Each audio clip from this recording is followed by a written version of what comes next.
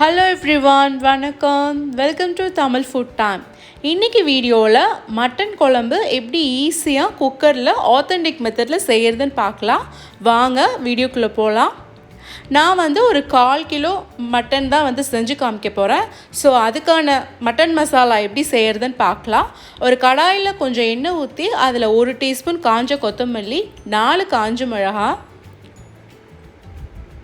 1/2 teaspoon மிளகு, 1/2 teaspoon சீரகம், 1/2 teaspoon சோம்பு, அப்புறம் ஒரு சின்ன துண்டு பட்டை, 2 கிராம்பு, 1 ஏலக்காய், 1/2 டீஸ்பூன் கசகசா.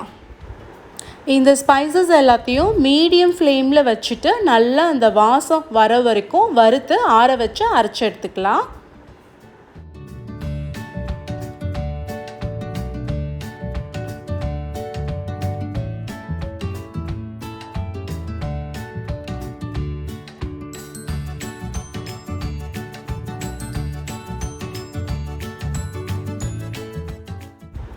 இப்போ அடுத்து அதே கடாயில் ஒரு 10லேருந்து ஒரு 15 சின்ன வெங்காயம், 4 பல்லு பூண்டு, ஒரு சின்ன துண்டு இஞ்சி, ஒரு 1/4 கப்பு தேங்காய், இது எல்லாத்தையும் திரும்பவும் ஒரு மீடியம் ஃப்ளேமில் லைட்டாக ஃப்ரை பண்ணிவிட்டு நம்ம ஆல்ரெடி அரைச்சி வச்ச அந்த மசாலாவில் இதையும் ஆட் பண்ணி நம்ம மட்டன் மசாலா அரைச்சி வச்சுக்கலாம்.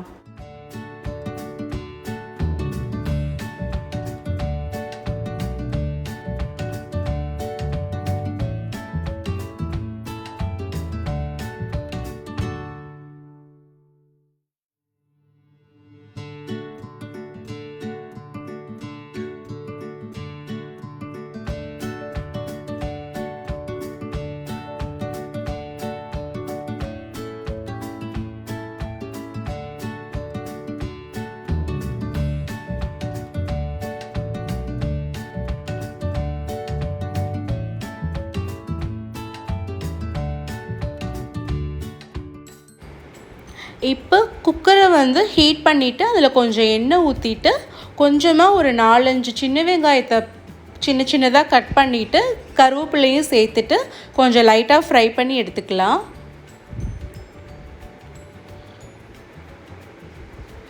இது ஃப்ரை ஆனதுக்கப்புறம் 1/4 கிலோ மட்டனுக்கு நான் ஒரு சின்ன தக்காளி தான் எடுத்திருக்கேன். நீங்கள் தக்காளி அதிகமாக சேர்க்கக்கூடாது, ரொம்ப கம்மியாக தான் சேர்த்துக்கணும். அதே மாதிரி தாளிக்கிறதுக்கு பார்த்தீங்கன்னா நான் திரும்பவும் பட்டை, சோம்பு அந்த மாதிரி எதுவுமே சேர்க்கலை. பிகாஸ் நம்ம மசாலாலே எல்லாமே சேர்த்துட்டோம். திரும்பவும் சேர்த்தா ரொம்ப ஓவர் ஸ்மெல் அடிக்கும், அதனால தான் நான் சேர்க்கல.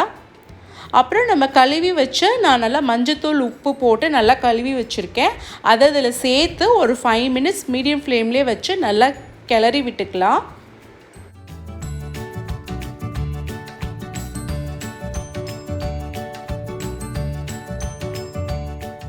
இப்போ தண்ணி நல்லா விட ஆரம்பிச்சிச்சு. இப்போ 1 டீஸ்பூன் உப்பு சேர்த்துக்கிறேன்.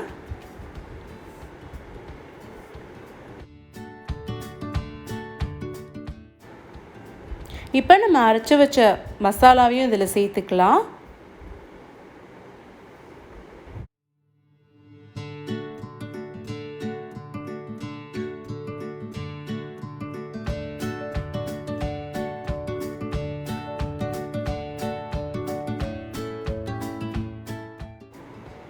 ஸோ இந்த ஸ்டேஜில் பார்த்தீங்கன்னா அந்த மட்டனும் மசாலாவும் கொஞ்சம் நல்லா மிக்ஸ் பண்ணதுக்கப்புறம் ஒரு 1/2 டீஸ்பூன் இல்லை ஒரு 1/4 டீஸ்பூன் மஞ்சள் தூள் சேர்த்துருக்கேன்.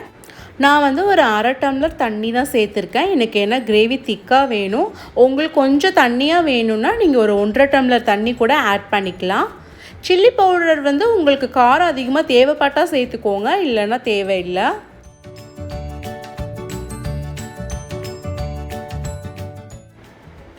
இப்போ நம்ம குக்கரை மூடி வச்சுட்டு மீடியம் ஹீட்டில் ஒரு 7-8 விசில் நான் விட போகிறேன். ஸோ இந்த விசில் விடுறப்ப உங்கள் குக்கருக்கு ஏற்ற மாதிரி நீங்கள் பார்த்து விட்டுக்கோங்க. பிகாஸ் மட்டன் வேகிறதுக்கு கொஞ்சம் டைம் ஆகும். ஸோ பார்த்தீங்கன்னா மட்டன் நல்லா அதோட கொழுப்பு, எண்ணெய் எல்லாமே சேர்ந்து மேலே நிற்குது பாருங்கள். ஸோ செம்ம எம்மியாக இருக்குது. கண்டிப்பாக ட்ரை பண்ணுங்கள். உங்களுக்கு வந்து மட்டன் சப்போஸ் நீங்கள் தண்ணி அதிகமாக சேர்த்துட்டீங்க அப்படின்னா மட்டனும் கொஞ்சம் நிறையா தண்ணி விடும். இன்னும் கொஞ்சம் ஒரு 2-3 நிமிஷம் கொதிக்க வச்சுக்கிட்டிங்கன்னா உங்களுக்கு தண்ணி கொஞ்சம் வற்றிடும்.